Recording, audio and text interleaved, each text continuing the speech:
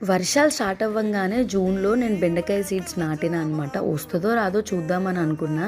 కానీ ఇక్కడ చూడండి 1 మంత్ తర్వాత సీడేసినంక చిన్న చిన్న మొగ్గలు రావడం స్టార్ట్ అయిపోయింది. ఈ వీడియో నేను అంటే ఈ ఒక్క క్లిప్ మాత్రం నేను జూలై మిడ్‌లో అట్లా తీసినా అనమాట. చిన్నగా మొగ్గలున్నప్పుడు. జూలై అంతా పెద్ద పట్టించుకోలేదు కూడా. జస్ట్ వాటర్ పోసినా.